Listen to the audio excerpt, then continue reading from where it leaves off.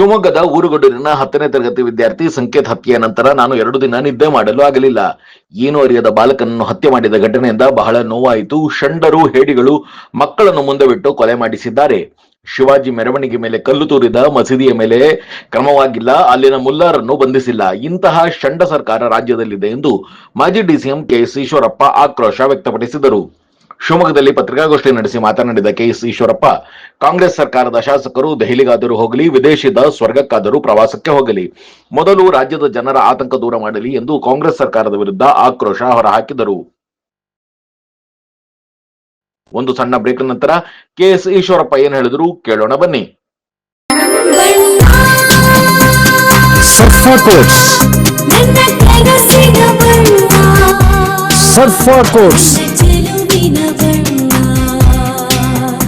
Quotes ರವರ ಸುದೀರ್ಘ ಬಾಳಿಕೆಯ ಸುಂದರವೂ ಆದ ಜಲಾಧಾರಿತ ಪರಿಸರ ಸ್ನೇಹಿ ಪೇಂಟ್ಗಳನ್ನೇ ಬಳಸಿ. Sarfa luxury emulsion paint, odourless, low VOC, good for health, good for earth. Sarfa coats. Looking for a little joy in every bite? Dairy Fresh Ice Creams brings you 50+ natural flavors with no added colors and the real taste of fresh fruits. Made with goodness from the Malenadu region. Dairy Fresh Ice Creams, a little joy for all. ನಮ್ಮ ನಂಜಪ್ಪ ಆಸ್ಪತ್ರೆಯಲ್ಲಿ HPV vaccine drive start ಮಾಡಿದೀವಿ. HPV human papilloma virus ತುಂಬಾನೇ ಸಾಮಾನ್ಯವಾಗಿ ಇರುವಂತಹ virus. ಈ ಗರ್ಭಕಂಠ, ಯೋನಿ, ಪುರುಷರಲ್ಲಿ ಶಿಶ್ನದ cancer, ಗುದದ್ವಾರ, ಗಂಟಲು ಕ್ಯಾನ್ಸರ್ಗಳಾಗುವಂತಹ ಚಾನ್ಸಸ್ ಇರುತ್ತೆ. ಒಂದು ವ್ಯಾಕ್ಸಿನ್ ಹಲವಾರು ಕ್ಯಾನ್ಸರ್ಗಳನ್ನ ಪ್ರಿವೆಂಟ್ ಮಾಡಬಹುದು. 9 ರಿಂದ 45 ವರ್ಷದೊಳಗಿನ ಮಹಿಳೆಯರು ಹಾಗೂ ಪುರುಷರು ಇದಕ್ಕೆ ಎಲಿಜಿಬಲ್ ಇದ್ದಾರೆ. ಇದರಲ್ಲಿ 2000 HPV ವ್ಯಾಕ್ಸಿನ್ ನ ನಾವು ಡಿಸ್ಕೌಂಟೆಡ್ ಪ್ರೈಸ್ 1500ಕ್ಕೆ ಕೊಡ್ತಾ ಇದ್ದೀವಿ. ತಪ್ಪದೇ ಈ ಆಪರ್ಚುನಿಟಿನ ಯೂಸ್ ಮಾಡ್ಕೊಳ್ಳಿ.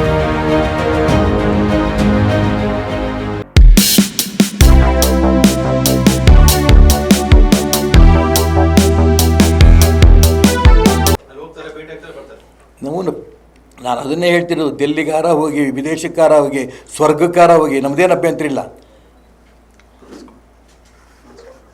ನಾನು ಹೇಳ್ತಿರೋದೇನು, ರಾಜ್ಯದ ಜನ ನರಕದಲ್ಲಿ ಬಿದ್ದು ಓದಾಡ್ತಾ ಇದ್ದಾರೆ. ಎಷ್ಟೊತ್ತಿನಲ್ಲಿ ಏನಾಗತ್ತೆ ಗೊತ್ತಿಲ್ಲ. ಯಾರನ್ನ ಬೇಕಾದ್ರೆ ಎಲ್ಲಿ ಬೇಕಾದ್ರೆ ಕೊಲೆ ಮಾಡ್ಬೋದು.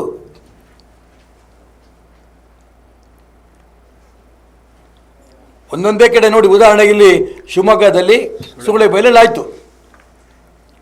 ನಾನು ಕೇಳ್ತೀನಿ ಮುಖ್ಯಮಂತ್ರಿಗಳಿಗೆ, ಉಪಮುಖ್ಯಮಂತ್ರಿಗಳಿಗೆ,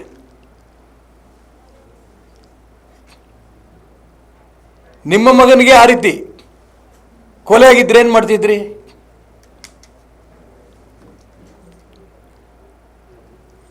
ಬಹಿರಂಗವಾಗಿ ನೇರವಾಗಿ ಕಾಡ್ತಾ ಇದೆ. ಏನೂ ಗೊತ್ತಿಲ್ಲದಂಥ ಅಪ್ರಾಪ್ತ ಯುವಕ ಬಾಗಲಕೋಟೆ ನೇರವಾಗಿ ಕಾಡ್ತಾ ಇದೆ. ಮಸೀದಿಯಿಂದ ಕಲ್ಲು ಎಸೆಯೋದು, ಚಪ್ಪಲಿ ಎಸೆಯೋದು, ಮೆರವಣಿಗೆ ಹೋಗ್ತಾ ಇರೋದು, ಹಿಂದೂ ಯುವಕರು ಮೆರವಣಿಗೆ, ಛತ್ರಪತಿ ಶಿವಾಜಿ ಮಹಾರಾಜದ್ದು ನೇರವಾಗಿ ಕಾಡ್ತಾ ಇದೆ.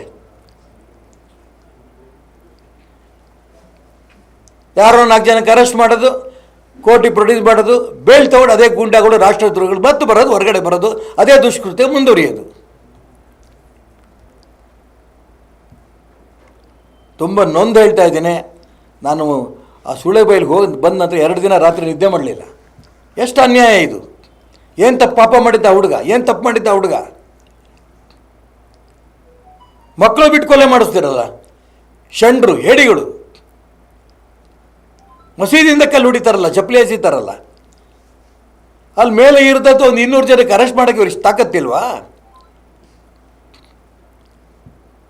ಆ ಮಸೀದಿ ಸೀಸ್ ಮಾಡೋಕ್ಕಾಗಲ್ವಾ? ಆ ಮುಲ್ಲಾನ ಅರೆಸ್ಟ್ ಮಾಡೋಕ್ಕಾಗಲ್ವಾ? ಇದು ಷಂಡ ಸರ್ಕಾರ ಆಗಿದೆ, ಹೇಡಿ ಸರ್ಕಾರ.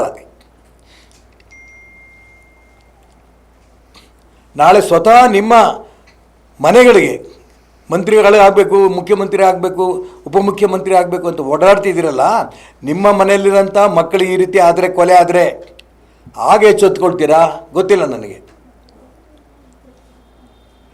ಆ ದುಸ್ಥಿತಿ ಬರಬಾರ್ದು ಅಂತ ನನ್ನ ಆಸೆ. ಯಾಕಾರು ಓಟ್ ಕೊಟ್ವಪ್ಪ ಅಂತ ಶಾಪ ಕೊಡ್ತಾ ಇದ್ದಾರೆ ಜನ.